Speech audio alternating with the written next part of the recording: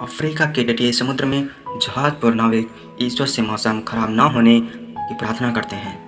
इसलिए नहीं कि वे नामिक तूफानों से डरते हैं, बल्कि इसलिए क्योंकि मौसम खराब होने पर उन्हें फ्लाइंग डचमैन दिखाई देता है। और इस जहाज का दिखना एक अभिशाप भविष्यवाणी है जो किसी मौत के साथ पूरी होती है। 17वीं सदी की मिथक लोक कथाओं के मुताबिक फ्लाइंग डचमैन एक ऐसा भूतिया जहाज है जो कभी बंदरगाह तक नहीं पहुंच पाया। इन मिथक कथाओं के अनुसार इस भूतिया जहाज को तेज रोशनी फेंकने वाले जहाज के तौर पर देखा जाता है, और जब ये रोशनी किसी को दिखाई देती है तो जल्द ही मौत की नींद सो जाता है।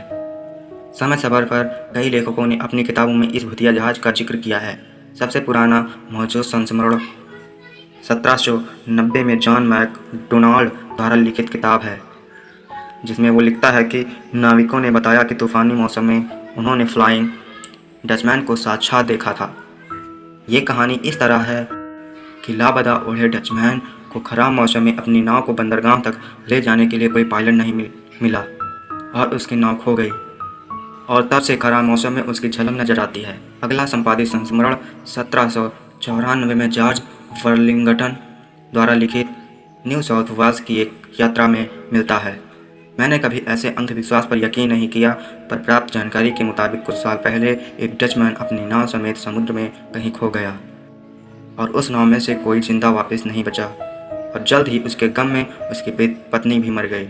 और जहाँ से हादसा हुआ वहाँ से गुजराती नावों के नाविकों का कहना है कि उन्होंने खराब मौसम में किसी को समुद्र में देखा। यह सच था या सिर्फ नाविकों की कल्पना, ये नहीं पता, लेकिन ये खबर जंगल में आग की तरह फैल गई, और अब जो भी नाविक वहाँ से गुजरते हैं वे कहते हैं कि रात में या कोहरे में उन्होंने किसी को देखा है, जिसकी एक झलक दिखते ही वो अगले पल गायब हो जाता है। राजा जॉर्ज पाँचवें ने अपनी भाई और कुछ और लोगों के साथ इन जहाज को देखने का दावा किया है। 11 जुलाई 1660 को सुबह 4 बजे फ्लाइंग डचमैन को मैंने, मेरे भाई ने और कप्तान ने तेज लाल रोशनी में देखा, और जब उस भूतिया जहाज को ढूंढा गया तो समुद्र में उसका नामो निशान भी नहीं था। लेकिन फिर से वहीं पर इस भूतिया जहाज को 10:45 पर 13 लोगों ने एक साथ देखा। एक जहाज पर कुछ नाविकों ने कोहरे में कुछ दूरी पर आसमान में एक समुद्री जहाज की उल्टी परछाई देखी, जिसे देखकर वो डर गए, और उनमें से एक बोला कि ये भूतिया जहाज एक अपशगुन है और अब उनमें से कोई भी बंदरगाह तक नहीं पहुंच पाएगा। लेकिन उसका कप्तान, जो इन बातों में यकीन नहीं करता था, उसने बताया कि ये कोहरे के कारण बना एक ऑप्टिकल प्रभाव यानी भ्रम है।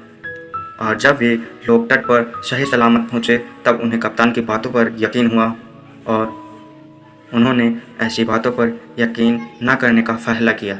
सच चाहे कुछ भी हो, लेकिन फ्लाइंग डचमैन की इस छवि को टीवी और फिल्मों में काफ़ी प्रभावित तरीके से इस्तेमाल किया गया है। सोल ईटर नामक प्रोग्राम में फ्लाइंग डचमैन का एक भूतिया जहाज की आत्मा है। स्पाइडरमैन के कार्टून में फ्लाइंग डचमैन को एक खलनायक की तरह पेश किया गया, जिसे मारकर स्पाइडरमैन गाँव वालों को उसके जुल्मों से आज़ाद करवाता है।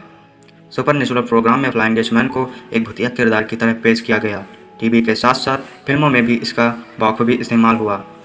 1951 में बनी Pandora and the flying Dutchman नामक फिल्म इसे समुद्री लोक कथा से प्रेरित है। इनमें नायक फ्लाइंग डचमैन है, जो गलतफहमी में अपनी पत्नी को बेवफा समझकर उसका कत्ल कर देता है और उसे काला पानी की सजा मिलती है।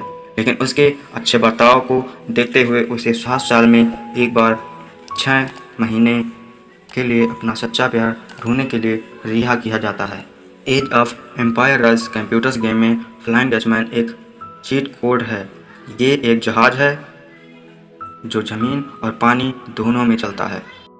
ये रहस्यमय जहाज की कहानी आपको कैसी लगी कमेंट में ज़रूर बताइए, और ऐसी ही कहानियों को सुनने के लिए हमारे चैनल को सब्सक्राइब जरूर करें और वीडियो को शेयर करें।